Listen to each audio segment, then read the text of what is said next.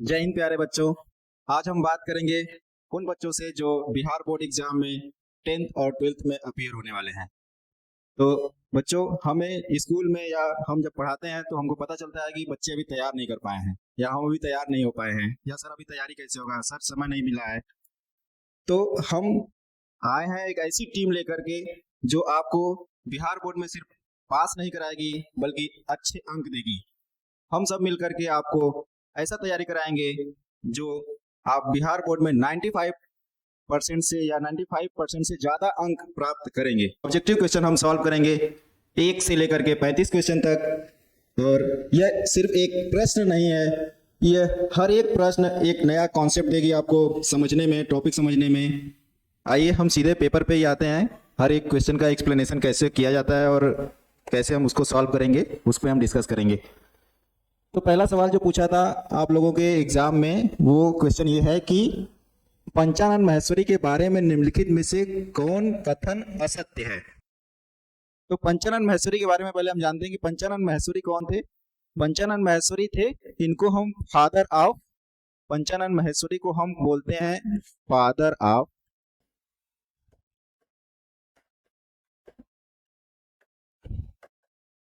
Indian plant embryology. इन्हें हम पादप जगत के भ्रूण विज्ञान का पिता कहते हैं। ठीक है, भ्रूण विज्ञान के पिता कहते हैं, भारतीय भ्रूण विज्ञान के पिता के नाम से जाना जाता है इनको। तो आइए देखिए इनका काम जो था, बोला है कि कौन सा कथन असत्य है। तो पहला ऑप्शन ये दिया है कि पर्यावरण विज्ञान में शोध। दूसरा ये है कि भ्रूण विज्ञानी पहलुओं पर कार्य किया। तो ठीक है, ये ऑप्शन तो ठीक है पंचानन माहेश्वरी के बारे में। तीसरा ऑप्शन ये है कि दिल्ली विश्वविद्यालय में वनस्पति विज्ञान विभाग को भ्रूण विज्ञान के शोध का केंद्र बनाया। ये भी ऑप्शन ठीक है। वर्गीकी में भ्रूण विज्ञानिकीय लक्षणों के उपयोग को लोकप्रिय करना, ये भी इन्हीं का काम था पंचानन माहेश्वरी का। तो इसमें पूछा कि कौन सा कथन असत्य है। तो पंचानन माहेश्वरी जी जो थे वो पर्यावरण विज्ञान में शोध नहीं किए थे, तो हमारा ऑप्शन ये सही हो जाएगा। चलिए दूसरा क्वेश्चन हम देखते हैं। दूसरा क्वेश्चन ये है कि निम्नलिखित में से कौन उमंग से नहीं जुड़ा है। कौन उमंग से नहीं जुड़ा है। और उमंग क्या होता है, जो एंड्रोसियम हमारा होता है, एंड्रोसियम, ये जो हमारा एंड्रोसियम होता है इसको हम कहते हैं कि ये फ्लावर का फ्लावर्स मेल रिप्रोडक्टिव पार्ट होता है ये। ठीक है, इसको पुष्प का नर जनन अंग या नर वाला भाग कहते हैं। ठीक है, एंड्रोसियम एक होल में पाया जाता है, एक होल में मतलब एक चक्र में पाया जाता है। इसकी इकाई जो होती है, यूनिट, एंड्रोसियम की जो यूनिट होती है उसको हम कहते हैं स्टेमेन। ठीक है, स्टेमेन जो होता है एंड्रोसियम की इकाई होती है। जैसे ये अगर हम एक स्टेमेन का डायग्राम अगर हम बनाएंगे कुछ इस तरीके से, तो ये हमारा स्टेमेन होता है। स्टेमेन में दो भाग होते हैं, एक फिलामेंट होता है और एक होता है एंथर। तो ये पूछा है कि इसमें कौन सा पुमंग से नहीं जुड़ा है। तो अब देखिए इसमें पहला ऑप्शन है परागकोश। तो इसके अंदर ये जो खाली स्थान है इसमें परागकोश होते हैं। ठीक है, एंथर के अंदर परागकोश पाया जाता है। तो परागकोश एंड्रोसियम से जुड़ा होता है। पुंकेसर, परागकोश के अंदर छोटे छोटे छोटे छोटे परागकण पाए जाते हैं। ठीक है, पुंकेसर। तो ये हमारा पूरा का पूरा पुंकेसर ही है। ये जो हम स्टेमेन की बात करते हैं, स्टेमेन पुंकेसर के नाम से जाना जाता है हिंदी में। उसका लघु बीजाणु धानी, लघु बीजाणु धानी जो छोटे छोटे छोटे परागकण बनेंगे माइक्रोस्पोरेंजिया के अंदर, माइक्रोस्पोरेंजिया जिसके अंदर माइक्रोस्पोर या परागकण बनते हैं, उसमें उसको हम कहते हैं लघु बीजाणु धानी। तो ये तीनों ऊपर की, ये तीनों हमारे क्या है, एंड्रोसियम से जुड़ा होता है। ये लास्ट वाला जो गुरु बीजाणु धानी है, ये हमारा गुरु बीजाणु धानी क्या होता है, ये फीमेल रिप्रोडक्टिव पार्ट का भाग होता है, रिप्रोडक्टिव पार्ट का हिस्सा है ये। ठीक है, प्लांट्स के फ्लावर के फीमेल रिप्रोडक्टिव पार्ट का हिस्सा होता है। तो ये हमारा मेल पार्ट से नहीं जुड़ा होता है, तो ये हमारा ऑप्शन सही हो जाएगा। नेक्स्ट क्वेश्चन आते हैं नेक्स्ट क्वेश्चन है कि निम्नलिखित में से कौन लघु बीजाणु धानी का भित्ति परत विकासशील परागकणों को पोषण देती है। अब यहाँ पे ये क्वेश्चन क्या पूछ रहा है कि जो विकसित हो रहे पॉलन ग्रेन होते हैं, जो पराग कोश के अंदर हमारा परागकण विकसित होता है, उसको कौन सा परत, किसका परत, माइक्रोस्पोरेंजियम, माइक्रोस्पोरेंजियम का जो लेयर होता है उसमें माइक्रोस्पोरेंजियम की 4 लेयर होती है, तो उसमें पूछ रहा है कि चारों लेयर में से कौन लेयर हमारे पॉलन ग्रेन्स को, परागकण को न्यूट्रिशन देती है। तो अगर हम पराग कोश को अगर हम कट करते हैं, जैसे मान लीजिए कि एक हमारा पराग कोश है, इस तरीके से हम एक पराग कोश बना रहे हैं,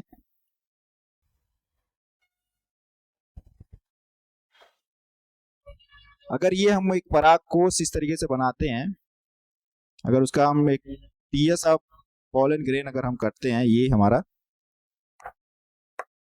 तो ये जो है हमारा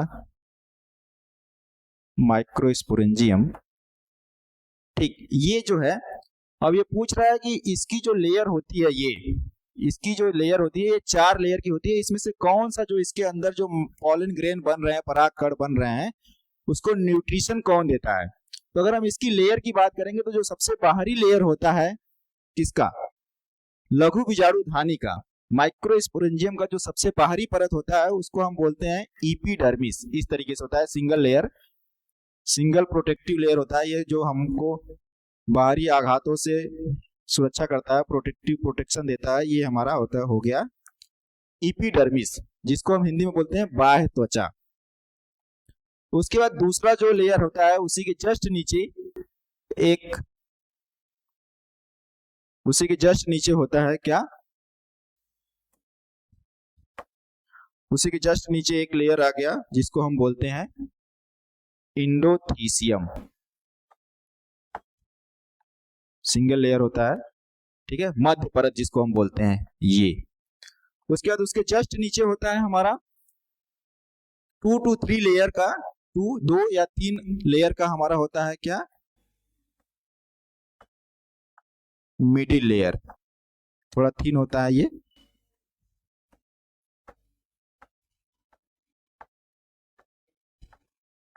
ये मिडिल लेयर हो गया।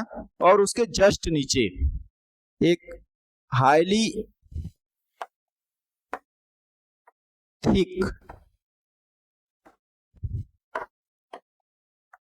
थिक लेयर जो होती है, फिल्ड विथ न्यूट्रिएंट्स,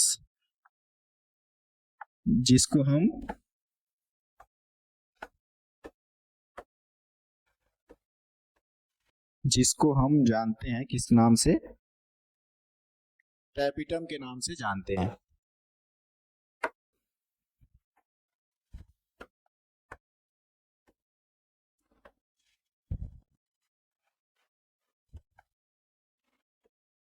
जिसको हम टैपिटम के नाम से जानते हैं, ये हमारा लेयर हो गया टैपिटम, सॉरी,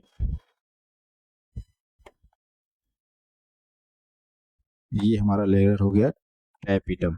और टैपिटम ही क्या करता है, हमारा जो डेवलपिंग पॉलन ग्रेन होता है उसको न्यूट्रिशन प्रोवाइड करता है। इसी के जस्ट नीचे हमारे छोटे छोटे जो माइक्रोस्पोरेंजियम होते हैं, ये हमारे माइक्रोस्पोरेंजियम जो होंगे, इसी में हमारे माइक्रोस्पोर बनेंगे और यहाँ से न्यूट्रिशन इधर देता है। तो हमारा ऑप्शन क्या हो जाएगा, कौन सा विकासशील परागकणों को न्यूट्रिशन देता है, तो हमारा ऑप्शन क्या हो जाएगा, टैपिटम। ठीक, टैपिटम हमारा आंसर ये सही हो जाएगा। नेक्स्ट क्वेश्चन पे आते हैं। नेक्स्ट क्वेश्चन है कि अंड उपकरण के बारे में निम्नलिखित में से कौन कथन असत्य है। जो असत्य पूछता है, नेगेटिव जो क्वेश्चंस होते हैं उसको ध्यान से देखना होगा। कथन पहले क्या पूछ रहा है, असत्य। अब इसमें से 3 ऑप्शन सही हैं, केवल एक ही गलत है, और जो गलत है वही हमारा सही होगा। तो यह क्या पूछ रहा है कि जो हमारा इनकरेक्ट अबाउट एग ऑपरेटर्स। अब एग ऑपरेटर्स क्या होता है, तो जैसे हम देखेंगे कि जो एम्ब्रियो सैक होते हैं, एम्ब्रियो सैक अगर हम एक बना लेते हैं यहाँ पे, जैसे कि ओव्यूल के अंदर जो हमारा एम्ब्रियो सैक होता है, ये हो गया,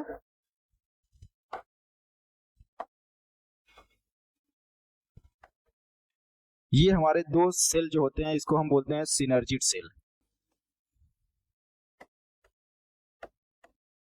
सिनर्जिड सेल,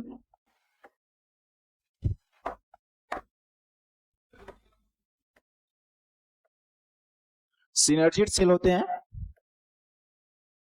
और उसके बाद एक जो हमारा ये है इसको हम एग सेल बोलते हैं।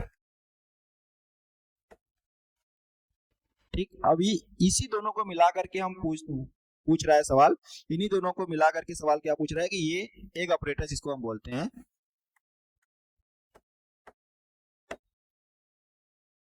एग ऑपरेटर्स,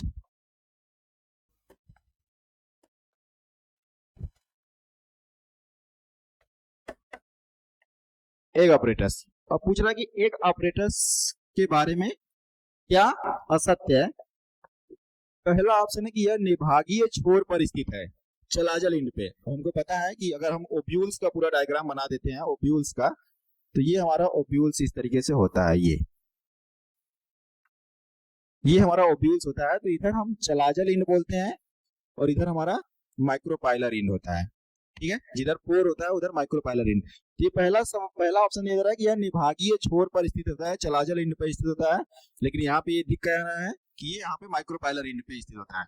तो ये पहला ही ऑप्शन इसमें क्या हो जाएगा, सही हो जाएगा। बाकी तीन को देखते हैं कि यह 3 कोशिकाओं का समूह होता है। ठीक है, ग्रुप ऑफ 3 सेल्स। तो ठीक है, 3 सेल है, इसमें 2 सिनर्जिड सेल है और एक सेल है। तो 1 और 2, 3 मिलाकर के एक ग्रुप है, 3 कोशिकाओं का समूह है। तो ये ऑप्शन, ये बात सही है। इसके पास 2 सहायक कोशिकाएं एवं 1 अंड कोशिका होती है। तो ठीक है, सिनर्जिड सेल 2 है और एक सेल है, ये बात भी इसके लिए सही है।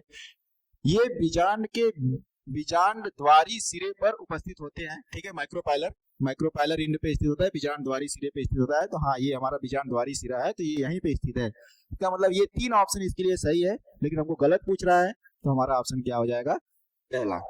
ठीक, नेक्स्ट क्वेश्चन आते हैं।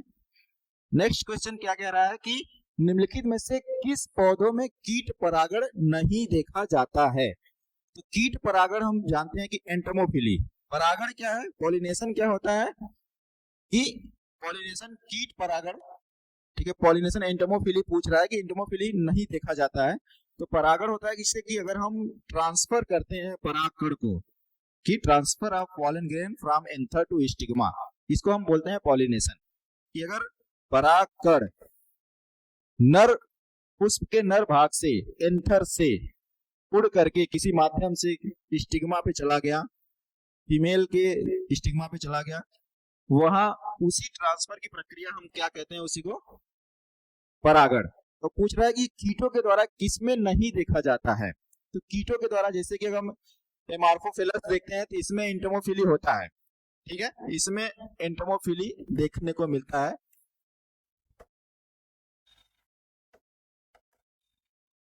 एंटोमोफिली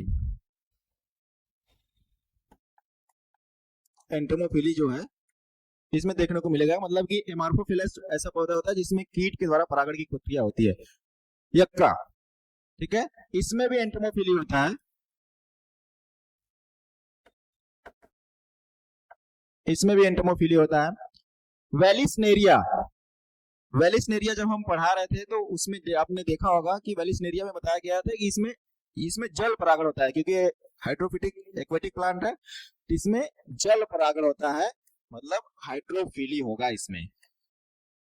हाइड्रोफिली जल के द्वारा परागण होता है। वो भी हाइड्रोफिली में अगर हम डिटेल में थोड़ा इसको जानते हैं, जैसे आप लोग अगर याद कर रहे होंगे, तो हाइड्रोफिली भी 2 प्रकार का होता है, एक सरफेस हाइड्रोफिली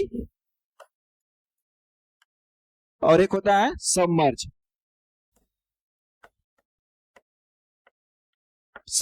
हाइड्रोफिली। तो सरफेस हाइड्रोफिली का ये एग्जांपल है वेलिसनेरिया।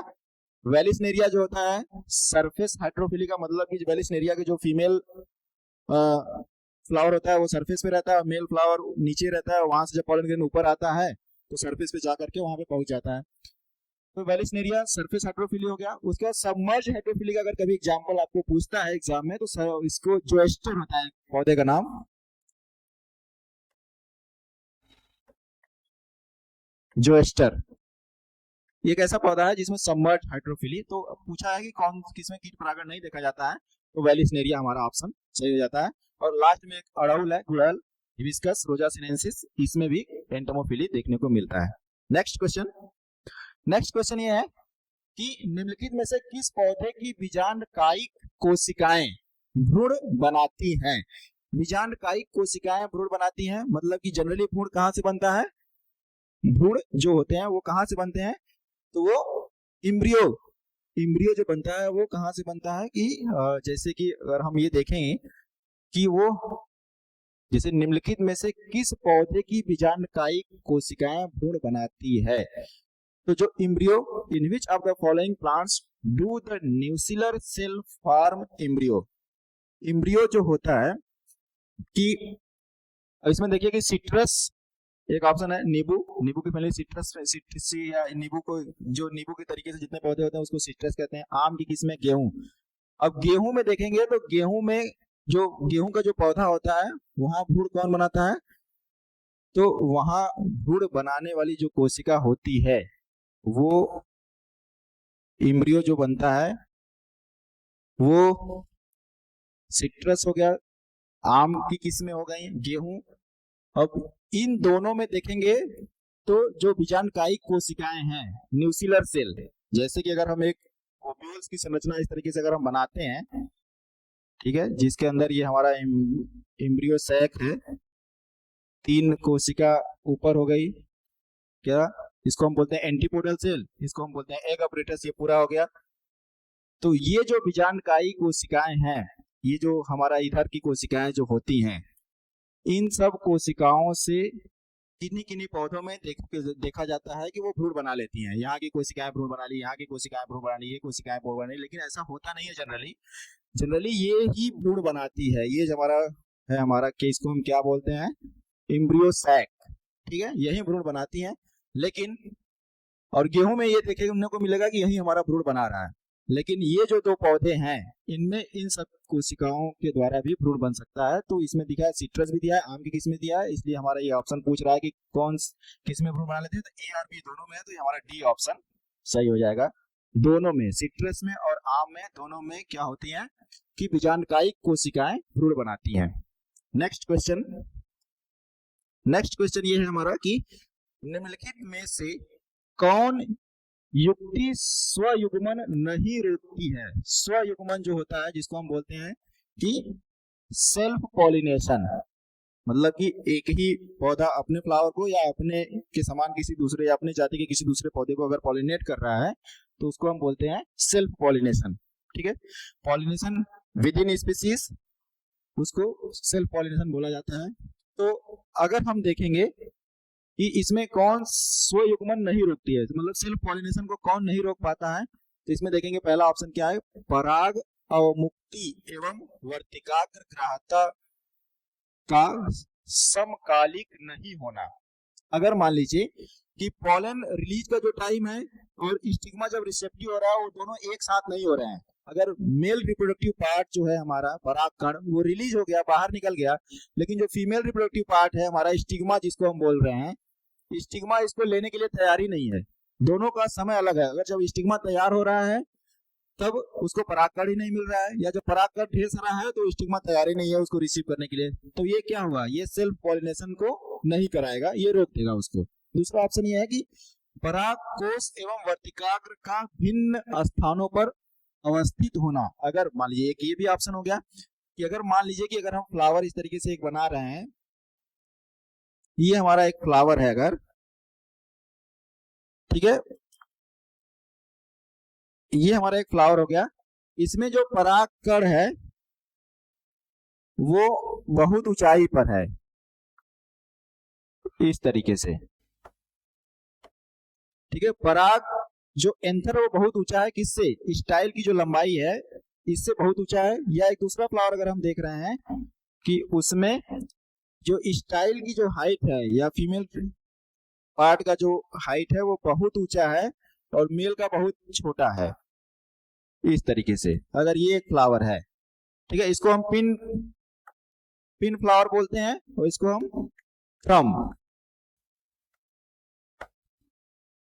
थ्रम फ्लावर बोलते हैं। अगर ये 2 इस प्रकार से फ्लावर है कि अगर एक परागकण बहुत ऊपर चला गया या फिर परागकण बहुत नीचे रह गया, इन दोनों फ्लावर के हिसाब से अगर हम देखेंगे तो इसमें जो सेल्फ पॉलिनेशन होता है ये नहीं हो पाता है। लास्ट ऑप्शन ये दिया है कि तीसरा ये ऑप्शन है कि सेल्फ इनकम्पैटिबिलिटी, स्व असामंजस्य।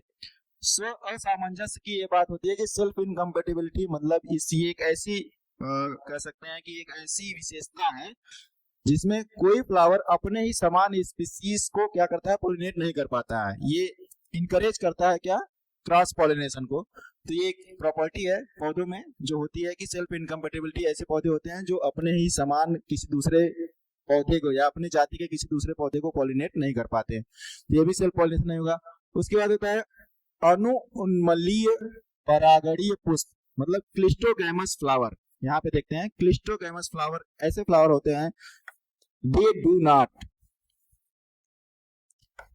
Not open until pollination take place। मतलब ये क्लिस्टोगैमस फ्लावर ऐसे फ्लावर होते हैं जो जिनमें पॉलिनेशन होने के बाद ये खुल सकते हैं, या ऐसे फ्लावर होते हैं जो ओपन ही नहीं होते, जो जिनका कह सकते हैं कि जो ऐसे फ्लावर होते हैं जो खिल ही नहीं पाते हैं, तो ऐसे फ्लावर को हम क्लिस्टोगैमस फ्लावर कहते हैं। अगर मान लीजिए फ्लावर खिला ही नहीं तो परागकण उड़ के कहीं जाएगा नहीं, जब परागकण उड़ के जाएगा नहीं तो फिर उसी स्टिग्मा पे गिरेगा और वो क्या करेगा, स्वयुग्मन करा लेगा। तो स्वयुग्मन ये रोक ही नहीं सकता, क्यों, क्योंकि ये फ्लावर खिल ही नहीं पा रहे हैं, जब खिलेंगे नहीं तो परागकण कहीं बाहर जाएगा नहीं, तो इसलिए हमारा ये ऑप्शन सही हो जाता है डी, क्लिस्टोगैमस फ्लावर जो क्या होते हैं, स्वयुग्मन को नहीं रोक पाते हैं।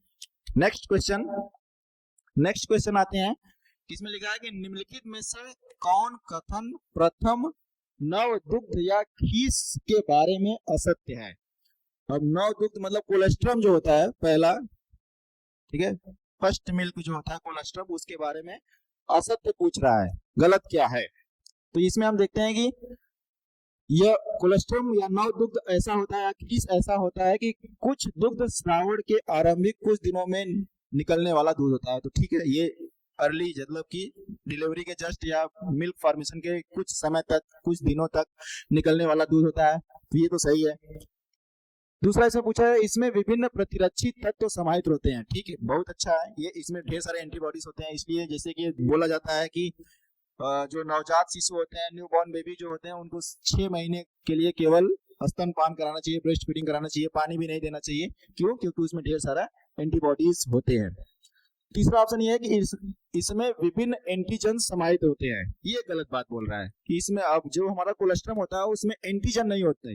एंटीजन क्या होता है, एंटीजन क्या होते हैं, एंटीजन ऐसे फॉरेन पार्टिकल्स होते हैं जो स्टिमुलेट करते हैं क्या, हमारे इम्यून सिस्टम को, लेकिन वो चीजें इसमें नहीं होती है।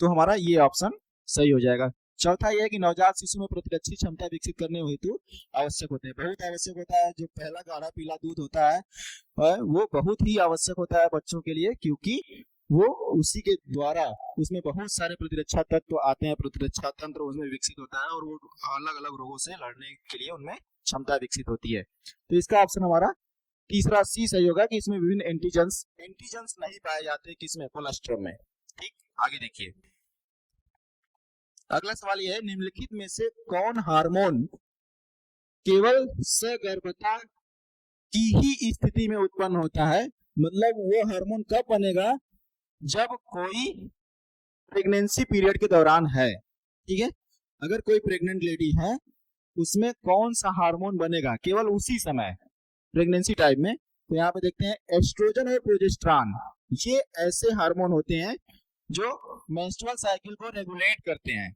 एस्ट्रोजन और प्रोजेस्टेरॉन। ठीक है, मेंस्ट्रुअल साइकिल को, एमसी साइकिल को, या कह सकते हैं जो पीरियडिक साइकिल चलता है फीमेल बॉडी में, उसको रेगुलेट करने का काम एस्ट्रोजन और प्रोजेस्टेरॉन करते हैं। तो ये प्रेगनेंसी के दौरान तो जनरली इसका कोई बात नहीं हो रहा है।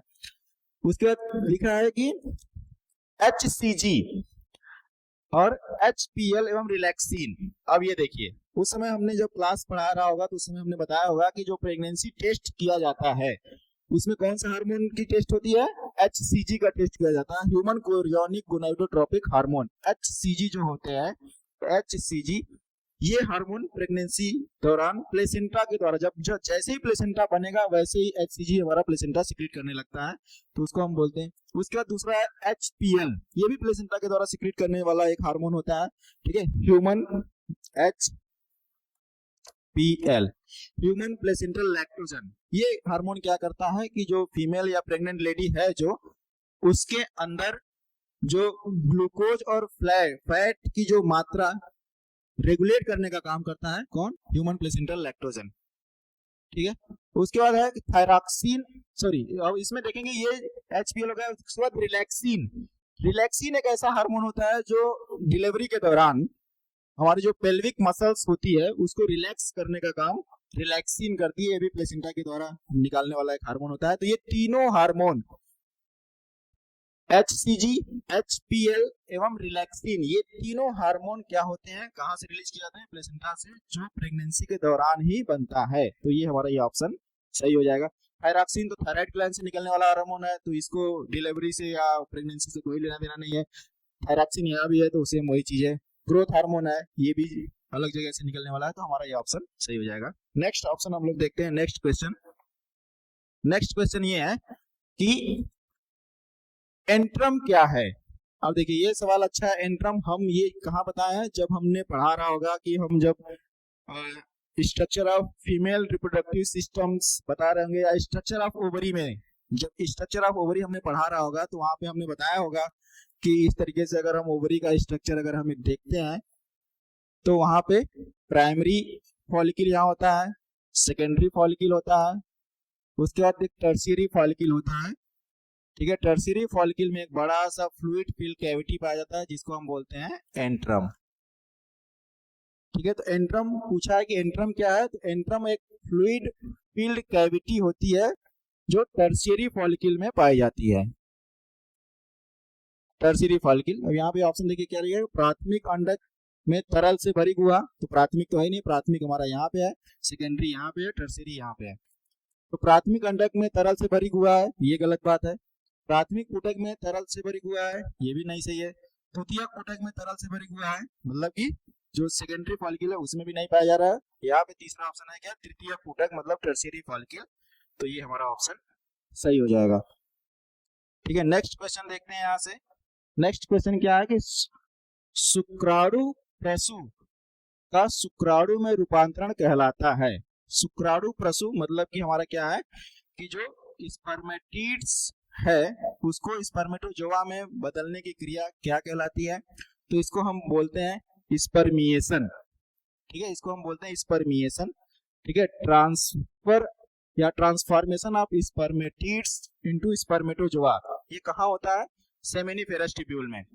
अगर जैसे हमने बताया हुआ वहां पे स्पर्मेटिड्स है,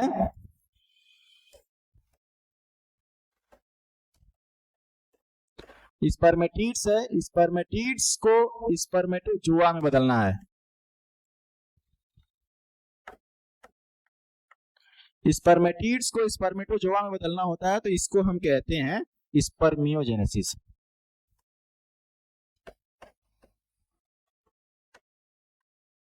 स्पर्मियोजेनेसिस मतलब स्पर्मेटिड्स को स्पर्मेटोजोआ में बदलने की जो प्रक्रिया होती है उसको हम क्या कहते हैं? स्पर्मियोजेनेसिस। ठीक है, शुक्राणु जनन, शुक्राणु जनन। अब देखिए ऑप्शन हम क्या कहते हैं? स्पर्मियोजेनेसिस हो गया, स्पर्मेटिड्स को स्पर्मेटोजोआ में बदलने, और ये प्रक्रिया कहाँ होती है? ये प्रक्रिया होती है सेमिनिफेरस ट्यूब्यूल में। कहाँ होगी ये? Seminiferous tubule. ये प्रक्रिया कहाँ? स्पर्मियोजेनेसिस की प्रक्रिया कहाँ होगी? Seminiferous tubule.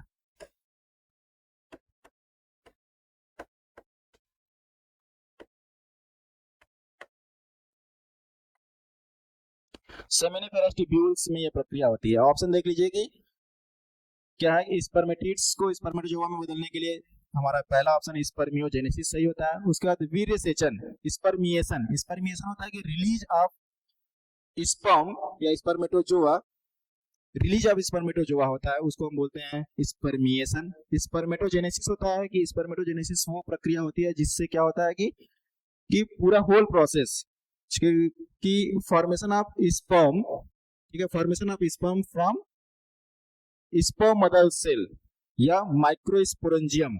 ठीक है, स्पर्म मदर सेल से अगर हम कह सकते हैं कि या माइक्रोस्पोर मदर सेल या स्पर्म मदर सेल या स्पर्मेटोगोनिया, स्पर्मेटोगोनिया से अगर हम कह सकते हैं कि स्पर्म बनाने की प्रक्रिया जो होती है उसको हम बोलते हैं स्पर्मेटोजेनेसिस। ओजेनेसिस होती है अंड जनन मतलब फॉर्मेशन ऑफ ओवा। ठीक है, फॉर्मेशन ऑफ ओवा।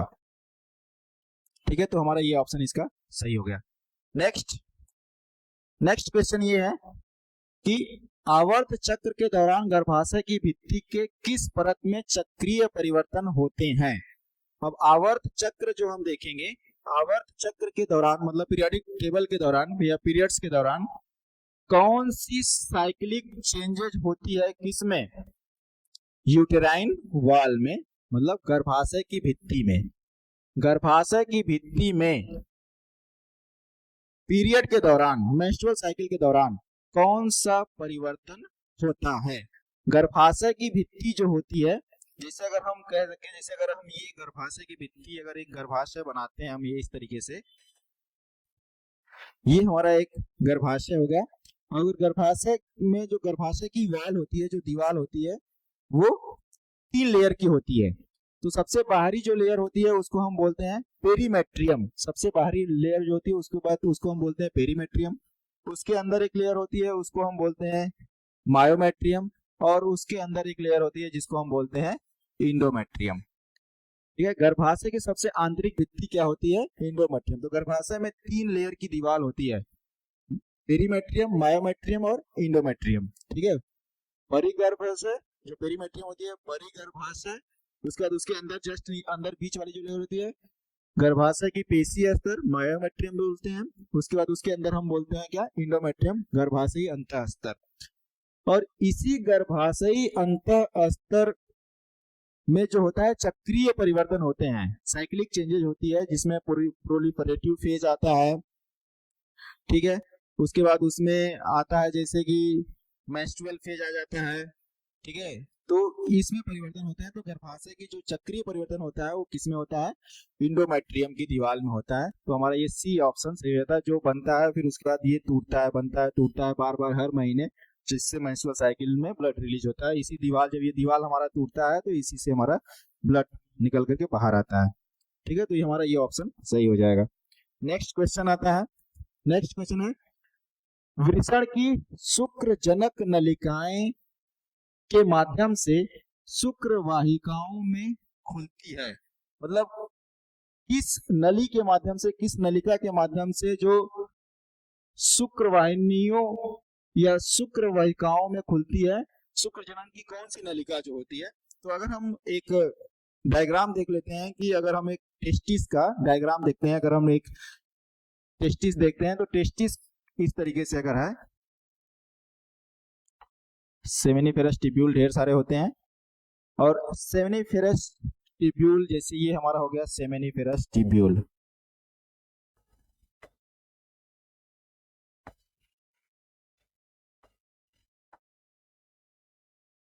ये हमारा ढेर सारा सेमिनिफेरस टिब्यूल हो गया, जो आगे चल करके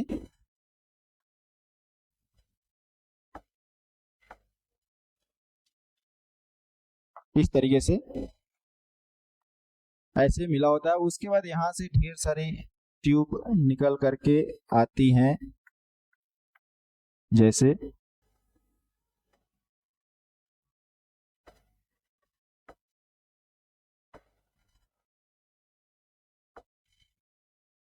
ये हमारा हो गया एक टेस्टिस। टेस्टिस को अगर हम काट करके देखते हैं, एलएस काट करके देख रहे हैं, तो ये जो हमारे हैं ये सेमिनिफेरस टिब्यूल कहलाते हैं, ये सेमिनिफेरस टिब्यूल। ठीक है, और उसके बाद ये सेमिनिफेरस टिब्यूल की जो जो नली होती है इसको हम बोलते हैं, इसको हम बोलते हैं ट्यूबुलाई रेक्टाई। ठीक है, इसको हम बोलते हैं क्या? ट्यूबुलाई रेक्टाई। ठीक है, उसके बाद ये जो ढेर सारे ट्यूबुलाई रेक्टाई जा करके मिलते हैं एक जगह, जिसको हम बोलते हैं ये एक एरिया, इसको हम बोलते हैं रीटे टेस्टिस। रीटे टेस्टिस।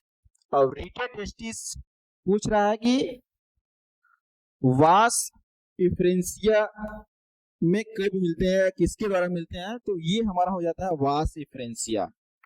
और वास इफ्रेंसिया से किसके द्वारा मिलता है? तो ये हमारा ऑप्शन है रीटे टेस्टिस। तो रीटे टेस्टिस देख लेंगे कहाँ ऑप्शन है? पहला। तो वृषण नलिकाओं के द्वारा, ठीक है, वृषण की शुक्र जनन नलिकाएं वृषण नलिकाओं के माध्यम से शुक्र वाहिकाओं में खुलती है। तो हमारा ऑप्शन क्या हो जाएगा? वृषण नलिकाएं। नेक्स्ट क्वेश्चन आते हैं। नेक्स्ट क्वेश्चन पे हम आप देख रहे हैं कि क्या है, वैसी विशिष्ट प्रक्रिया जिसमें शुक्राणु को सीधे अंडाणु में अंतःक्षेपित किया जाता है उसे क्या कहते हैं?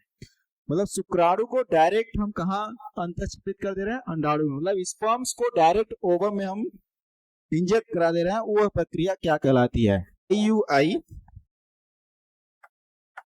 ठीक है, इंट्रा यूट्राइन इंसेमिनेशन। ये एक ART का एक प्रोसेस होता है, आर्टिफिशियल जो ART, ठीक है। ये इसमें क्या होता है कि हम जो इंट्रा यूट्राइन इंसेमिनेशन, हम जो स्पर्म्स होते हैं उसको डायरेक्ट हम किस में इंजेक्ट करा देते हैं कि यूट्रस में। यूट्रस में अगर इंजेक्ट हम करा देते हैं तो उसको हम IUC कहते हैं, आई, ठीक है, AI। इसको हम बोलते हैं आर्टिफिशियल इंसेमिनेशन। मतलब अगर ऐसे मेल्स जो इंसेमिनेट नहीं करा पाते हैं फीमेल बॉडी को, तो उसके लिए हम ये तरीका अपनाते हैं। उसके बाद देखिए ICSI, ये क्या है कि इंट्रासाइटोप्लाज्मिक स्पर्म इंजेक्शन, ठीक है, इंट्रासाइटोप्लाज्मिक स्पर्म इंजेक्शन। इसके थ्रू हम क्या करते हैं कि जो हमारा स्पर्म होता है, ये अगर ये ओवा है, ठीक है, ये ओवम है, तो हम डायरेक्ट इसका जो साइटोप्लाज्म होता है उसी में डायरेक्ट हम स्पर्म को क्या करते हैं? इंजेक्ट करा देते हैं, ठीक है। उसके बाद है जिफ्ट, ठीक है, गैमीट इंट्राफिलोपियन ट्रांसफर, जिफ्ट। तो इसमें हम स्पर्म को कहाँ ट्रांसफर करते हैं?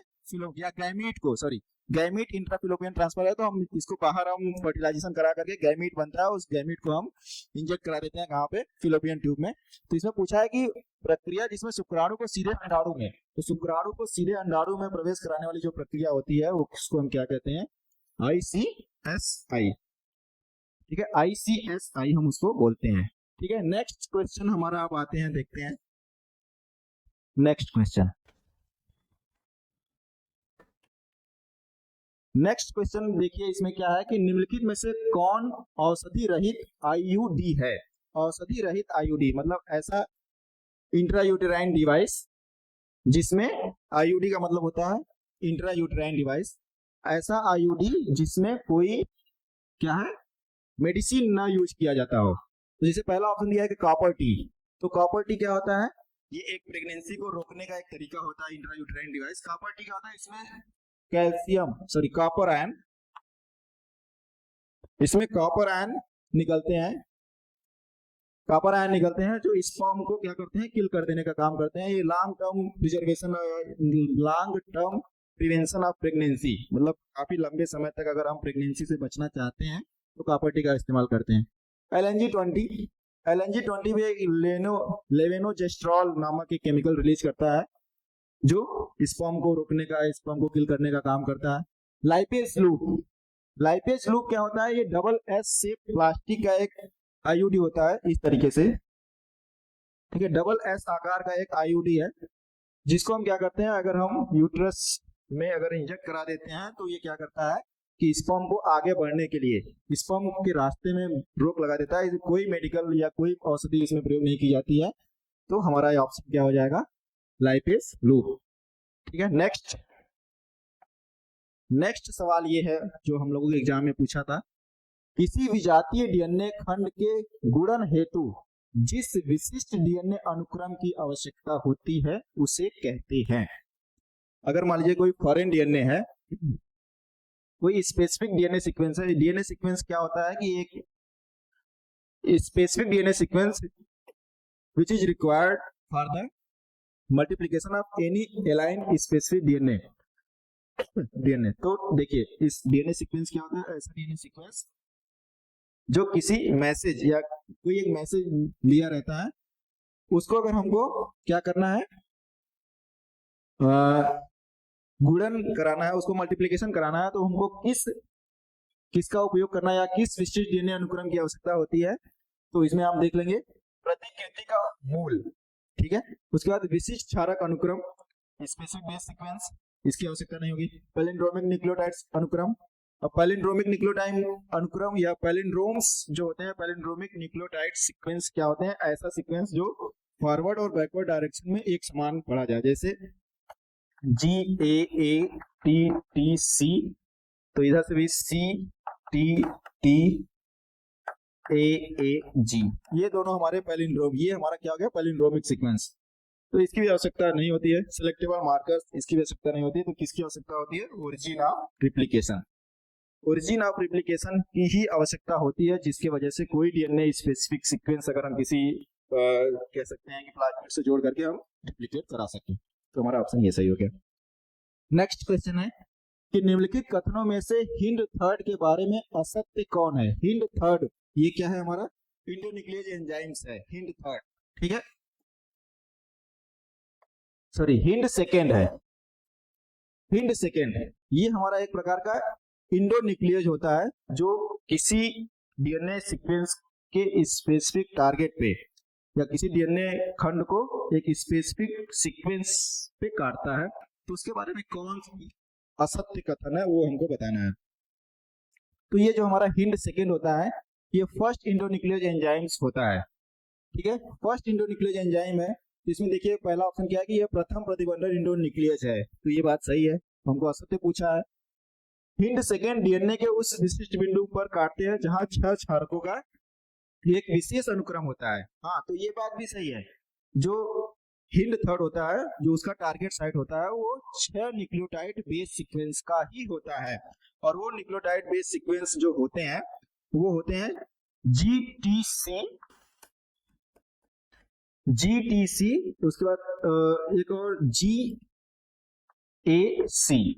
ये हमारा न्यूक्लियोटाइड सीक्वेंस होते हैं जिसमें इंडोन्यूक्लियर जो हिंड थर्ड है वो GTC, ये जो हमारा न्यूक्लियोटाइड सीक्वेंस होता है GTC GAC, ठीक है, और इसकी का जो दूसरा वाला होता था CTG, उसके बाद CTG, ये CTG, यहाँ पे C हो गया, यहाँ पे E हो गया, तो यहाँ पे GCT, ये हमारा हो गया क्या, ये 6 बेस पेयर का जो सीक्वेंस होता है ये किसके लिए होता है, हिंड सेकेंड के लिए। तो ये बात भी सही है। यह एस्चेरिचिया कोलाई में पाया जाता है, ये गलत बात है। हम पहले जब नॉमेनक्लेचर ऑफ इंडोन्यूक्लियेज हम बता रहे थे तो इंडोन्यूक्लियेज का नाम जो होता है, जैसे ये हिंड थर्ड है तो पहला और दूसरा अक्षर होता है वो उस स्पीसीज का नाम होता है जहां से वो इंडोन्यूक्लियेज एंजाइम निकाला गया होता है। तो ये जो होते हैं हिंड थर्ड हीमोफिलस इन्फ्लुएंजी नामक जीव से निकाला जाता है, बैक्टीरिया से निकाला जाता है। तो ये बात हमारा गलत हो गया कि ये एस्चेरिचिया कोलाई से निकाला जाता है, ये गलत बात है। तो हमारा ये ऑप्शन सही हो जाएगा। देखिए हीमोफिलस इन्फ्लुएंजी से निकाला जाता है, ये सही है। तो हमको गलत पूछा है तो ये हमारा गलत हो गया, तो ये ऑप्शन सही है। नेक्स्ट क्वेश्चन है डीएनए के खंडों को अलग करने की तकनीकी कहलाती है। देखिए बहुत इंपॉर्टेंट, हम उस समय पढ़ा रहे थे तभी बताए थे कि ये जेल इलेक्ट्रोफोरेसिस का जो एक प्रक्रिया होता है जिसमें हम डीएनए खंडों को उसके आकार के अनुसार हम अलग अलग करते हैं। जैसे 10 बेस पेयर का कोई डीएनए है या 15 बेस पेयर का है, 20 बेस पेयर का है, 50, 100, 200 बेस पेयर के अगर डीएनए है तो उसको अलग करने की एक प्रक्रिया होती है जिसको हम बोलते हैं जेल इलेक्ट्रोफोरेसिस, ठीक है। जेल इलेक्ट्रोफोरेसिस एक ऐसी तकनीकी है जिसके द्वारा हम डीएनए खंडों को उसके साइज के अनुसार, उसके आकार के अनुसार हम क्या करते हैं, अलग अलग कर लेते हैं। तो इसमें क्या कहलाती है, तो जेल इलेक्ट्रोफोरेसिस, ये हमारा ऑप्शन सही है, ठीक है। इल्यूशन, क्लोनिंग तो जानते ही आप, अगर हम जीन को मल्टीप्लाई करते हैं उसको हम क्लोनिंग कहते हैं। प्रतिकीर्तन, रिप्लिकेशन मतलब कि क्या करते हैं हम उसको 1 से 2, 2 से 4 अगर उसको हम रिप्लिकेट कराते हैं तो उसको हम रिप्लिकेशन कहते हैं, ठीक है। ये हमारा जेल इलेक्ट्रोफोरेसिस सही है। नेक्स्ट क्वेश्चन है कि प्रथम पुनर्योगज डीएनए के निर्माण में किस जीवाणु के प्लाज्मिड का उपयोग किया गया था। तो प्रथम पुनर्योगज डीएनए का जो हमारा सवाल ये पूछा है आप लोगों के सेंटर ऑफ एग्जाम में कि प्रथम रिकॉम्बिनेंट डीएनए आरडीएनए जो था हमारा पहला आरडीएनए, ठीक है, प्रथम पुनर्योगज डीएनए के निर्माण में किस जीवाणु के प्लाज्मिड का उपयोग किया गया था। तो कौन सा जीवाणु का प्लाज्मिड उपयोग किया गया था हमारे प्रथम पुनर्योगज डीएनए बनाने के लिए। तो प्रथम जो पुनर्योगज डीएनए जो बनाया था वो कोहेन और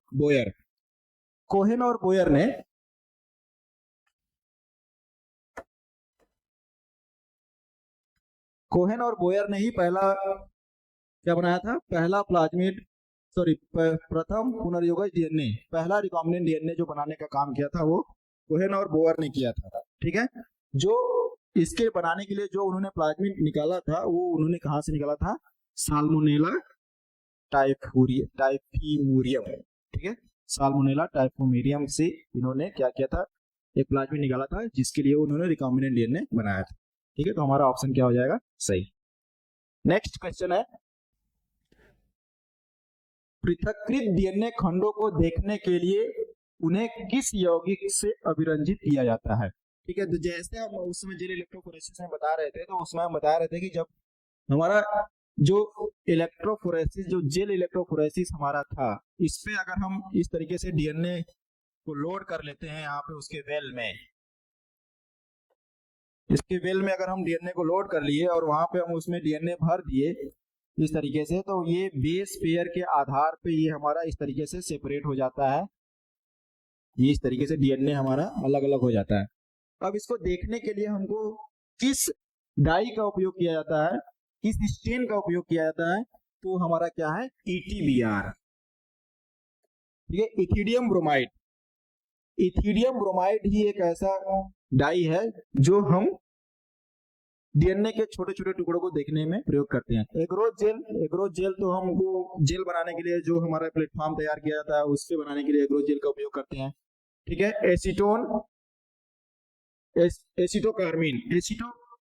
एसीटोकार्मीन का प्रयोग हम जनरली जैसे कि एसीटोकार्मीन का जैसे हम प्रयोग जनरली कहाँ करते हैं? जैसे कि अगर हम कह सकते हैं कि क्रोमोजोम्स के या क्रोमोजोम्स को कलर करने के लिए हम एसीटोकार्मीन का प्रयोग करते हैं। उसके बाद है सेफ्रानीन। सेफ्रानीन तो हम जानते हैं, जैसे कि हम प्लांट्स को कट कर लिए या फिर बैक्टीरिया कोई हो गया तो उसको सेफ्रानीन से कलर करते हैं। तो इथिडियम ब्रोमाइड जो हमारा डाई है उससे, या जो हमारा स्टेन है उससे हम डीएनए को कलर करके हम देखते हैं। नेक्स्ट क्वेश्चन हमारा है जो रूपांतरण क्या है? What is transformation? अब ट्रांसफॉर्मेशन देखिए, जब हम प्रयोग बता रहे थे या हम जब वो टॉपिक बता रहे थे कि सिद्ध कीजिए डीएनए ही एक आनुवंशिक पदार्थ है, जब हम ये चल रहा था क्योंकि proof that DNA is genetic material, तो उसमें हमने बताया हुआ था कि पहला प्रयोग जो था वो ट्रांसफॉर्मेशन का ही था। पहला प्रयोग जो था वो ट्रांसफॉर्मेशन का था और इसको करने वाले वैज्ञानिक कौन थे? ग्रिफिथ ने कब किया था? 1928। 1928 में ग्रिफिथ ने यह प्रयोग किया था कि वो सिद्ध करने के लिए कि डीएनए ही एक आनुवंशिक पदार्थ है। तो वो कैसे किए थे? वो क्या लिए थे कि स्ट्रेप्टोकोकस निमोनिया एक जीवाणु लिए थे, उसको चूहे में इंजेक्ट कराया, फिर चूहा को निमोनिया हुआ, वो मर गया। इस तरीके से उन्होंने प्रयोग किया था। तो ऑप्शन क्या है कि डीएनए के एक खंड को जीवाणु में प्रवेश, डीएनए के एक खंड का जीवाणु भोजी द्वारा जीवाणु में प्रवेश नहीं, तो जीवाणु बैक्टीरियोफाज का प्रयोग यहाँ पे नहीं हुआ था। डीएनए के एक खंड की प्रतिकृति, अब रिप्लिकेशन हम तो किए नहीं थे। डीएनए के एक खंड को क्लोनिंग वाहक से जुड़ना, तो ये भी हम नहीं किए थे। हम ट्रांसफॉर्मेशन में क्या किए थे? डीएनए के एक खंड का जीवाणु में प्रवेश। तो हम जो डीएनए के एक खंड का जीवाणु में प्रवेश, ये जो था हमारा कि हम इसी को बोलते हैं क्या? ट्रांसफॉर्मेशन। ठीक है, डीएनए के एक खंड को, अगर हम डीएनए के एक खंड का मतलब कि introduction of a piece of DNA in a bacterium, अगर हम किसी बैक्टीरियम में डीएनए के एक खंड को जोड़ देते हैं तो उसको हम कहते हैं ट्रांसफॉर्मेशन। ठीक है, नेक्स्ट क्वेश्चन हमारा है क्लोनिंग संवाहक पीबीआर 322। ठीक है, पीबीआर 322 के कौन प्रतिबंधन स्थल में उपस्थित है? पीबीआर 322 या क्लोनिंग संवाहक पीबीआर 322 के कौन प्रतिबंधन स्थल में उपस्थित है? ठीक है, तो किस प्रतिबंधन स्थल में? अब पीबीआर 322 एक प्लाज्मिड होता है, जैसे ये हमारा एक प्लाज्मिड अगर हो गया, ये पीबीआर 322 अगर है, पीबीआर 322 जो होते हैं कितना? 6362 या 61, 6361 बेस पेयर का ये डीएनए होता है। ठीक है, अब इसमें दो प्रतिबंधन स्थल होते हैं, एक तो टेट्रासाइक्लिन रेजिस्टेंस होता है और दूसरा जो होता है वो एम्पीसिलिन रेजिस्टेंस होता है। दो प्रतिबंधन स्थल होते हैं, मतलब अब ये जो हमारा है, जैसे कि रेजिस्टेंस साइट जो होते हैं, इसको हम स्क्रीनिंग के लिए, उसको पहचानने के लिए हम प्रयोग करते हैं। तो जो हमारा पूछा है कि किस प्रतिबंधन स्थल पर क्लोनिंग संभाग पीबीआर 322 के कौन प्रतिबंधन स्थल में उपस्थित होते हैं, तो पीबीआर 322 के किस प्रतिबंधन स्थल में उपस्थित होते हैं, ये हमारा सवाल जो होता है। ये क्या ऑप्शन में क्या है कि पीएसटी फर्स्ट, ठीक है, पीएसटी फर्स्ट, पीएसटी एवं साल फर्स्ट, बाम H1 एवं साल H1, पीएसटी 1 एवं पीवीएन फर्स्ट। तो सवाल यहाँ पे थोड़ा सा मिस प्रिंट है, सवाल यहाँ पे थोड़ा सा मिस प्रिंटिंग है। उसमें क्या होना चाहिए कि क्लोनिंग संभाग पीबीआर 322 के कौन प्रतिबंधन स्थल टेट्रासाइक्लिन में उपस्थित है, तो इसमें से कौन सा प्रतिबंधन स्थल पीबीआर 322 के टेट्रासाइक्लिन रेजिस्टेंस स्थल में उपस्थित है। यहाँ पे टेट्रासाइक्लिन मिसप्रिंट हो गया है, उसको हम सही कर लेंगे। कि सवाल ये पूछा था कि क्लोनिंग संभाग पीबीआर 322 के कौन प्रतिबंधन टेट्रासाइक्लिन रेजिस्टेंस प्रतिबंधन स्थल में उपस्थित है। तो इसका जो टेट्रासाइक्लिन रेजिस्टेंस होता है उसमें दो प्रतिबंधन स्थल होते हैं, जिसमें एक बाम H1 होता है और एक साल 1, ठीक है। यहाँ पे एक बाम H1 होते हैं और एक साल 1, ये दोनों प्रतिबंधन स्थल टेट्रासाइक्लिन रेजिस्टेंस पे उपस्थित होते हैं। तो हमारा ऑप्शन क्या हो जाएगा, सी, ठीक। नेक्स्ट क्वेश्चन आते हैं। नेक्स्ट क्वेश्चन है कि जीवाणु कोशिका को सक्षम बनाने हेतु किस आयन का उपयोग किया जाता है। Which ion is utilized to make bacterial cell to competent, ठीक है। बैक्टीरियल सेल को कॉम्पिटेंट बनाने के लिए हम किस आयन का उपयोग करते हैं, तो हम जनरली किस आयन का उपयोग करते हैं, कैल्शियम आयन का, ठीक है।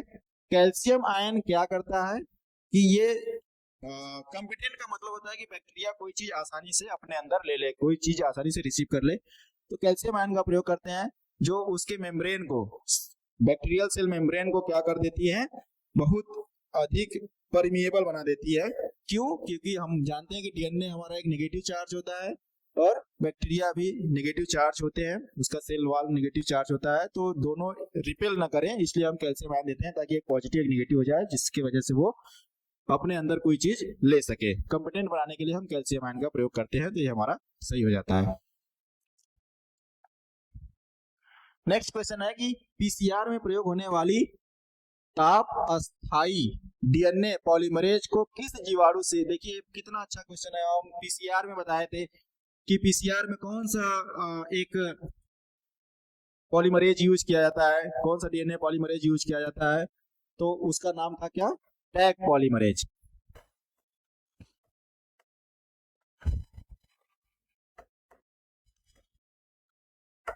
टैग पॉलीमरेज यूज करते हैं हम पीसीआर में। और वो टैग पॉलीमरेज कहां से निकाला जाता है, थर्मस एक्वेटिकस। थर्मस एक्वेटिकस एक क्या है, थर्मस एक्वेटिकस एक ऐसा जीवाणु होता है जो बहुत ज्यादा टेम्परेचर पे भी सक्रिय रहता है, और ये हॉट स्ट्रीम में पाया जाता है, गर्म जल के झरनों में पाया जाता है ये थर्मस एक्वेटिकस, जो लगभग 80 डिग्री सेंटीग्रेड पे भी सरवाइव करता है। ये इसकी विशेषता होती है, इसलिए हम इससे एक क्या निकाल लेते हैं, डीएनए इसके निकाल करके हम उसको पीसीआर में यूज करते हैं, ताकि ज्यादा अधिक से अधिक टेम्परेचर पे वो हार्मोन क्या डीनेचर ना हो, ठीक है। तो हमारा थर्मस एक्वेटिकस ये ऑप्शन सही हो जाएगा। नेक्स्ट क्वेश्चन आता है, निम्नलिखित में से कौन कथन पूर्ण सत्यता के बारे में सत्य है। पूर्ण सत्यता मतलब टोटीपोटेंसी।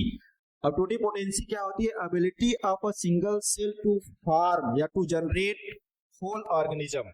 अगर किसी भी जीवधारी का अगर एक कोशिका अगर हमारे पास है, तो उससे पूरे के पूरे जीवधारी को बना लेने की क्षमता अगर उस सेल में है, तो उसी चीज को हम क्या बोलते हैं, टोटीपोटेंसी, ठीक है। जैसे अगर हम मान लीजिए कोई प्लांट्स है या कोई भी जीव है जिसका हमको एक सेल बस मिल गया, उस सेल से हम पूरे के पूरे उस पौधे को बना लें या पूरे के पूरे उस जीव को बना लें, तो उसी क्षमता को या उसी कैपेसिटी को हम क्या बोलते हैं, टोटीपोटेंसी।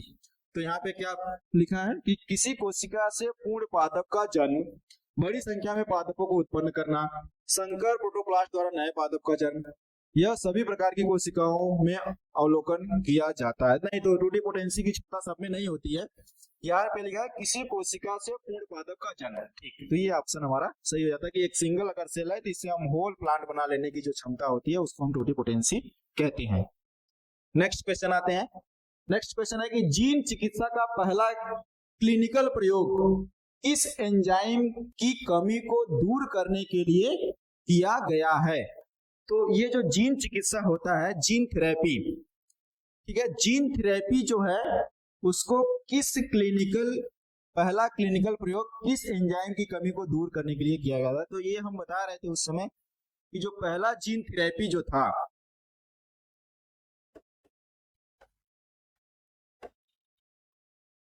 जो पहला जीन थेरेपी था, ठीक है, वो एडिनोसिन डीएमिनेज, एडीए एक एंजाइम होता है, एडिनोसिन डीएमिनेज, इस एंजाइम की कमी को दूर करने के लिए किया गया। और ये किया कहाँ गया था कि जो नेशनल इंस्टीट्यूट ऑफ हेल्थ जो था, ठीक है, नेशनल इंस्टीट्यूट ऑफ हेल्थ, ये एक 4 साल की बच्ची जो थी, 4 साल की बच्ची, उसी के अंदर एडिनोसिन डीएमिनेज की कमी हो गई थी। उसी चीज को दूर करने के लिए हमने जीन थेरेपी का प्रयोग किया था, या जीन थेरेपी हमने उसको किया था, जिसकी वजह से वो बच्ची स्वस्थ हो गई। और वो 4 साल की बच्ची जो थी वो उसका नाम एक पूछा जाता है कभी, असांती डी सिल्वा।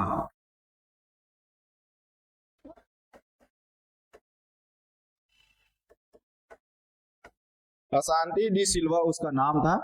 तो इन्होंने या इस बच्ची 4 साल की बच्ची के ऊपर हमने क्या किया था, जीन चिकित्सा का प्रयोग करके उसको हम एडिनोसिन डीएमिनेज की कमी को दूर किया था। तो इसमें ऑप्शन क्या है, एडिनोसिन डीएमिनेज, ये ऑप्शन हमारा सही है।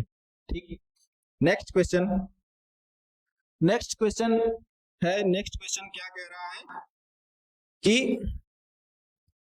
निम्नलिखित में से किस प्रोटीन का प्रयोग इम्फाइसीमा या इम्फीसेमा के निदान में प्रयोग किया जाता है? तो ये इम्फाइसीमा क्या होता है? यह एक खतरनाक बीमारी होती है, ठीक है। इम्फाइसीमा ये एक खतरनाक बीमारी है जो हमारे फेफड़ों की कोशिकाओं को, ठीक है, एल्वियोलर सेल को, फेफड़े के अंदर जो हमारी एल्वियोलाई होती है, कुपिकाएं जो होती है, उनको डैमेज कर देती है, उसको डिस्ट्रॉय कर देती है। जिसके वजह से क्या होता है, हमारा जो गैसियस एक्सचेंज का जो स्थान होता है या गैसियस एक्सचेंज के लिए जो एरिया होता है वो कम हो जाता है, ठीक है, क्रोनिक डिजीज में आता है, ठीक है, बड़ी बीमारी है। तो ये कह रहा है कि इसके निदान में हम क्या प्रयोग करते हैं? तो इसके निदान में हम क्या प्रयोग करते हैं, अल्फा 1 एंटीट्रिप्सिन का प्रयोग किया जाता है। तो अल्फा 1 एंटीट्रिप्सिन हमारा ये ऑप्शन सही हो गया। तो जैसे देख लेंगे कि अल्फा 1 एंटीट्रिप्सिन, ठीक है, अल्फा 1 एंटीट्रिप्सिन का प्रयोग करके हम इम्फाइसीमा का इलाज कर लेते हैं। नेक्स्ट क्वेश्चन आते हैं कि मक्का छेदक को नियंत्रित करने वाला प्रोटीन किस जीन द्वारा कटबद्ध या कूटबद्ध होते हैं? ठीक है, तो मक्का में एक फली छेदक लगते हैं, मक्का छेदक, जिसको बहुत ज्यादा नुकसान पहुंचाते हैं, उसको दूर करने के लिए, नियंत्रण करने के लिए, तो सबसे पहले हम देखेंगे कि जो हमारा जो है बैसिलस thuringiensis, बीटी, ठीक है, बीटी, बैसिलस thuringiensis के पास बहुत सारे ऐसे हार्मफुल जीन होते हैं जो अदर इंसेक्ट को मारने का, किल करने का काम करते हैं, ठीक है, जिसको हम बोलते हैं क्राई जीन।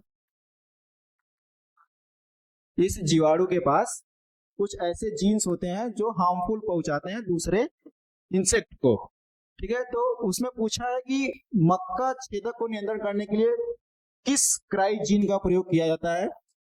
तो मक्का छेदक में जो लगते हैं उसको हम दूर करने के लिए हम क्राई ए बी, ठीक है, क्राई ए बी जो जीन होता है उसी का यूज करके हम, सवाल क्या है कि मक्का छेदक को नियंत्रित करने वाला प्रोटीन किस जीन द्वारा कटबद्ध किया जाता है? तो क्राई ए बी, ठीक है। टीडीएनए अलग चीज है, क्राई सेकेंड ए बी ये जनरली कॉटन में जो फली छेदक लगते हैं या कॉटन में जो लगता है उसके लिए यूज किया जाता है। ये क्राई 1AC जो होते हैं, क्राई 1AC जो होता है वो यूज किया जाता है, जैसे कि कॉटन में भी यूज किया जाता है, ठीक है। ये कॉटन वगैरह पौधे में लगने वाले जो इंसेक्ट होता है उसको यूज करने के लिए या उसको किल करने के लिए प्रयोग किया जाता है या ये उपयोग किया जाता है, ठीक है। नेक्स्ट क्वेश्चन है कि निम्नलिखित में से कौन तुल्य रूपता का उदाहरण नहीं है। ठीक है, एनालॉगी, एनालॉगी तुल्य रूपता। ठीक है, इसका मतलब तुल्य रूपता या एनालॉगी का मतलब ये होता है कि उसकी ओरिजिन जो है, काम एक ही हो लेकिन उसका ओरिजिन अलग अलग हो। जैसे जैसे यहाँ पे कुछ ऑप्शंस दिए हैं, जैसे कि एनालॉगी का मतलब होता है कि फंक्शन समान हो, काम वो सेम करे लेकिन उसका जो ओरिजिन होता है वो निकला कहाँ से है वो अलग अलग हो। तो यहाँ पे पूछा है जैसे स्वीट पोटैटो, शकरकंद एवं आलू। ठीक है, शकरकंद और आलू तो दोनों खाए जाते हैं, काम दोनों का एक ही है कि दोनों खाया जाता है, और दोनों क्या होते हैं कि फूड स्टोर किए रहते हैं, जैसे कि स्टार्च का स्टोरेज करके ये इनको हम यूज करते हैं भोजन के रूप में। ठीक है, तो जैसे कि स्वीट पोटैटो मॉडिफाइड, जैसे कि ये जो है हमारा स्वीट पोटैटो शकरकंद, ये मॉडिफाइड क्या है, ये किसी एक कह सकते हैं कि जड़ का मॉडिफाइड रूट का रूपांतरण है। ठीक है, या मॉडिफाइड रूट है ये कौन, शकरकंद। ठीक है, आलू हम इसको कहते हैं ये मॉडिफाइड स्टेम है। ठीक है, आलू क्या है, ये तना का रूपांतरित भाग है, मतलब आलू स्टेम हो गया और ये क्या हो गया, रूट हो गया। ठीक है, दोनों का ओरिजिन क्या है, अलग अलग है, लेकिन काम क्या है, दोनों को हम ईट करते हैं, दोनों को हम खाते हैं। तो ये तो ऑप्शन नहीं है। पेंगुइन एवं डॉल्फिन मछलियों के फ्लिपर्स।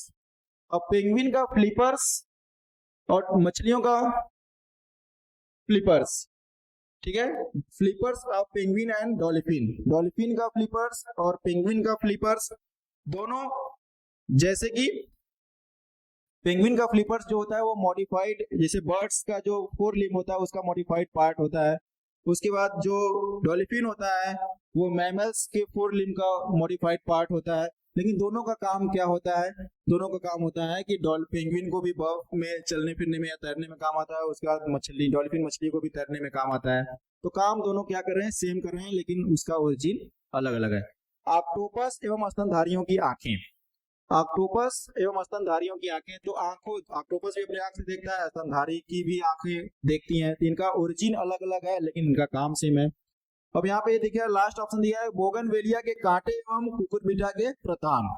अब बोगनविलिया एक पौधा होता है, देखेंगे कि जो डिवाइडर होता है वो सड़कों के किनारे लगे रहते हैं, अलग अलग कलर के फूलते हैं, पिंक भी फूलता है, व्हाइट भी फूलता है। तो बोगनविलिया में छोटे छोटे कांटे होते हैं। अब बोगनविलिया के कांटे मतलब कि थ्रॉन ऑफ बोगनविलिया एवं टेंड्रिल्स ऑफ कुकुरबिटा। अब बोगनविलिया का जो कांटा होता है वो प्रोटेक्शन का काम करता है कि कोई पशु उसको खाए ना, लेकिन टेंड्रिल्स जो होते हैं कुकुरबिटा के वो सपोर्ट करके ऊपर जैसे कि फैलने में, चढ़ने में मदद करते हैं। ठीक है, तो इसमें दोनों का ओरिजिन एक ही है लेकिन उसका काम अलग अलग है, इसलिए ये हमारा ऑप्शन सही हो जाएगा। ठीक है, ये एनोलॉजी का उदाहरण नहीं है। नेक्स्ट क्वेश्चन, निम्नलिखित में से कौन कथन निकोटीन के बारे में असत्य है। निकोटीन देखिए एक एल्कलॉइड होता है, निकोटीन जो टोबैको प्लांट्स में पाया जाता है, तंबाकू वगैरह के पौधों में निकोटीन पाया जाता है। ठीक है, तो असत्य पूछा है कि कौन निकोटीन के बारे में असत्य है। ठीक है, तो यह एक फिनोलिक यौगिक है, तो यही असत्य है, ये फिनोलिक यौगिक नहीं है, तो ये हमारा ऑप्शन सही है। यह अधिवृक्क ग्रंथि को उद्दीपित करता है, हाँ ये स्टिमुलेट करता है बहुत सारे ग्लैंड्स को, ब्रेन को। ये तंबाकू में पाया जाता है, ये भी सही है कि एल्कलॉइड है। पहले मैंने बताया कि निकोटीन क्या होता है, एल्कलॉइड है। ठीक है, ये एक एल्कलॉइड है। ठीक, तो ये हमारा ऑप्शन सही हो गया। नेक्स्ट क्वेश्चन है, निम्नलिखित में से किसका संबंध मलेरिया से नहीं है। अब मलेरिया, मलेरिया क्या होता है, एक डिजीज है। ठीक है, जो प्लाज्मोडियम के इन्फेक्शन से होता है, और जो प्लाज्मोडियम को फैलाने वाले जो कौन होते हैं वो फीमेल एनोफिलिस। ठीक, तो यह क्या पूछा है कि इसका संबंध मलेरिया से नहीं है। तो पहला स्पोरोजोइट्स, जीवाणुज। ये देखिए ये जीवाणुज क्या है, ये वही इन्फेक्टिव स्टेज है। स्पोरोजोइट्स एक यही इन्फेक्टिव स्टेज है जो क्या होता है, जब मच्छर काटता है किसी मनुष्य को, तो जब मच्छर के शरीर से हमारे ब्लड में आता है वो क्या, उसी को हम क्या कहते हैं, sporozoites, infective stage of Plasmodium. Plasmodium का ये इन्फेक्टिव स्टेज होता है, स्पोरोजोइट्स जो ह्यूमन बॉडी को इन्फेक्ट करता है। प्लाज्मोडियम ये तो है ही है, ठीक है। उसके बाद हीमोजोइन, हीमोजोइन देखिए क्या होता है, हीमोजोइन क्या है, हीमोजोइन जब इन्फेक्शन हो जाता है स्पोरोजोइट्स का हमारे बॉडी में, उसके बाद जब ये आरबीसी को इन्फेक्ट करता है, आरबीसी के सेल को इन्फेक्ट करता है, उसके बाद इसमें अपने ढेर सारे नंबर बढ़ा लेते हैं। उसके बाद जब आरबीसी की सेल जब फटती है तो यहाँ से केमिकल्स रिलीज होता है जिसको हम बोलते हैं क्या, हीमोजोइन, और जिसकी वजह से हमारे शरीर का टेम्परेचर बढ़ जाता है। तो हीमोजोइन भी प्लाज्मोडियम या मलेरिया से संबंधित है। नर एनाफिलीज मच्छर, अब देखिए नर एनाफिलीज, नर मच्छर तो काटता ही नहीं है, ये तो नेक्टर को सक करता है। तो नर एनाफिलीज मच्छर हमें काटेगा नहीं तो हमको मलेरिया होगा नहीं, तो ये मलेरिया से संबंधित नहीं है, तो ये हमारा ऑप्शन सही हो गया। नेक्स्ट क्वेश्चन, निम्नलिखित में से कौन निमोनिया से नहीं जुड़ा है, कौन निमोनिया से नहीं जुड़ा हुआ है? तो देखिए निमोनिया जो है किससे, यहाँ पे स्ट्रेप्टोकोकस निमोनिया है, हीमोफिलस इन्फ्लुएंजी है, फुफ्फुस के वायुकोष्ठों में संक्रमण होता है और ये असंक्रामक रोग है, तो ये गलत बात है। ठीक है, कौन नहीं जुड़ा है, तो असंक्रामक रोग निमोनिया नहीं होता है। निमोनिया क्या है, निमोनिया एक संक्रामक रोग है, कम्युनिकेबल डिजीज होता है, जिसके वजह से एक दूसरे से ये फैलता है। तो स्ट्रेप्टोकोकस भी निमोनिया से जुड़ा होता है, हीमोफिलस इन्फ्लुएंजा, ये दोनों की वजह से निमोनिया होता है। फुफ्फुस के वायुकोष्ठ में, मतलब फेफड़े की जो वायुकोष्ठ है, एल्वियोलाई है, उसको इन्फेक्ट करता है। ये तीनों निमोनिया से जुड़े हुए हैं, ये हमारा नहीं जुड़ा हुआ है, क्योंकि असंक्रामक रोग बोल रहा है, नॉन इन्फेक्टियस डिजीज है, लेकिन नहीं, ये इन्फेक्टियस डिजीज होता है, तो ये हमारा ऑप्शन सही हो गया। नेक्स्ट क्वेश्चन है, दांत के लिए कौन उत्तरदायी नहीं है? दांत, रिंगवर्म जो होते हैं, दांत के लिए कौन उत्तरदायी नहीं है? उसके लिए हम ऑप्शन में क्या है, माइक्रोस्पोरम, ठीक है, माइक्रोस्पोरम ये दांत के लिए उत्तरदायी नहीं है, दांत के लिए उत्तरदायी नहीं है। तो माइक्रोस्पोरम भी एक कह सकते हैं कि ये जैसे कि ये एक स्किन डिजीज है, या स्किन डिजीज काज करने वाला एक कह सकते हैं एक पैथोजेंस है, जिसकी वजह से बहुत सारे नेल्स में, हेयर्स में, स्किन में बहुत सारे इन्फेक्शन हो जाता है। ट्राइकोफाइटान, ट्राइकोफाइटान भी एक कह सकते हैं डर्मेटोफाइटिक, एक डर्मेटोफाइटान या कह सकते हैं स्किन डिजीज रोज करने वाला एक एंटीजेंस है, और एक कह सकते हैं पैथोजेंस है। इपिडर्मोफाइटान भी एक स्किन डिजीज कॉज करता है। एस्केरिएसिस, एस्केरिएसिस जो है ये एस्केरिस जो होता है वो एस्केरिएसिस एक रोग होता है, एस्केरिएसिस। तो एस्केरिस जो होता है वो एस्केरिएसिस रोग काज करता है।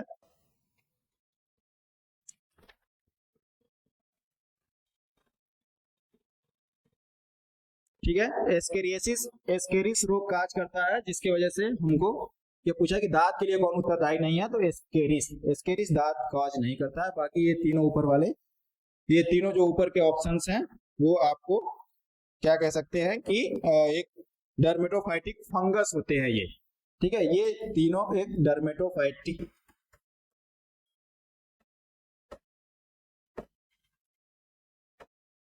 फंगस है ये,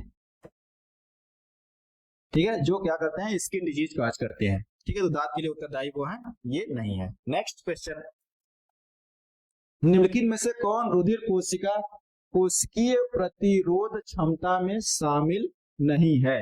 कोशिकीय प्रतिरोध क्षमता, सेल मीडिएटेड इम्यूनिटी, हम बता रहे थे कि CMI, ठीक है, सेल मीडिएटेड इम्यूनिटी में कौन शामिल नहीं है?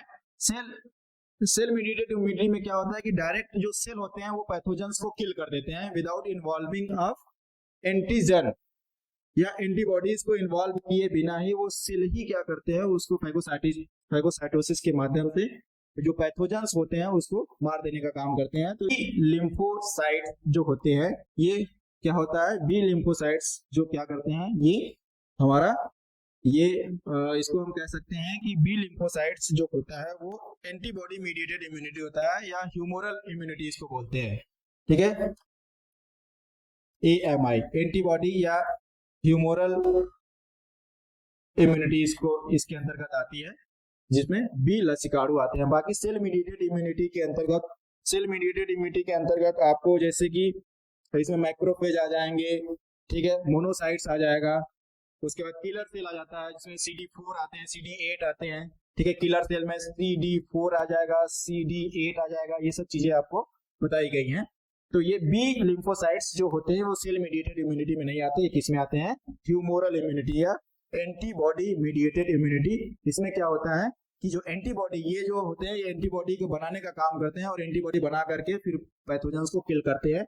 लेकिन सेल मीडिएटेड इम्यूनिटी में क्या होता है, इन तीनों के केस में क्या होता है कि डायरेक्ट सेल ही पैथोजेंस को किल कर देने का काम करती है।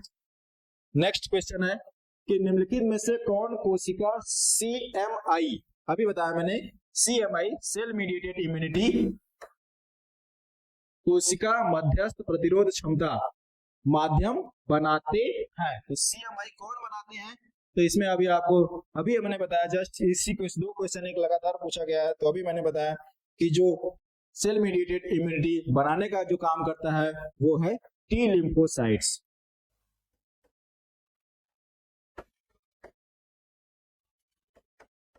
टी लिम्फोसाइट्स जो होते हैं वो सेल मीडिएटेड इम्यूनिटी बनाने का काम करते हैं, ठीक है। तो मेन वही टी लिम्फोसाइट्स ही होता है, उसमें जैसे कि CD4 और CD8 आते हैं, टी हेल्पर सेल और टी किलर सेल, ठीक है।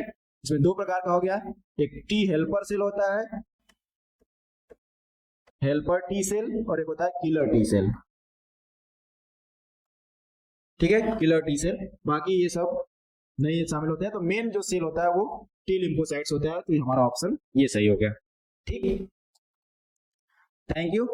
तो जैसा कि अभी हमने देखा कि ये 35 क्वेश्चन हमने सॉल्व कराया, 1 से लेकर के 35 तक जो अपने सेंटर एग्जाम में पूछा गया था। बाकी इसके बाद जो 35 से लेकर के आगे के सवाल होते हैं हमारे सर सॉल्व कराएंगे। तो आप लोग अगर इस चैनल को सब्सक्राइब करेंगे, लाइक करेंगे, शेयर करेंगे और इस चैनल पे पढ़ेंगे तो इस पे इतने अच्छे अच्छे टीचर और इतने अच्छे अच्छे टीचरों का समूह है हम लोगों का कि हम लोग आपको बोर्ड एग्जाम में बेस्ट तो देंगे, इसके साथ साथ अगर आप नीट की तैयारी कर रहे हैं, जेई की तैयारी कर रहे हैं, IIT की तैयारी कर रहे हैं, उन सब में भी हम आपको अच्छा रिजल्ट देने का काम करेंगे। आपको मटेरियल खोजने की जरूरत नहीं है, आप बस पढ़ाई करिए और बस पढ़ाई करिए, दूसरा काम कुछ नहीं है। हम लोग सारा मटेरियल आपको प्रोवाइड कराएंगे एक्सप्लेनेशन के साथ, एक मैराथन के साथ हम आपको सब कुछ देंगे। बस आप लोग ध्यान से हम लोगों को पढ़िए और लाइक कीजिए, सब्सक्राइब करिए और अपने दोस्तों को शेयर करिए और उनको बताइए कि ये एक ऐसा चैनल है जिसमें सभी अच्छे अच्छे टीचरों का एक टीम है, अलग अलग विषय विशेषज्ञ जो होते हैं वो अपना सब्जेक्ट पढ़ाते हैं। तो थैंक यू, मिलेंगे अगले वीडियो में अगले नए टॉपिक के साथ।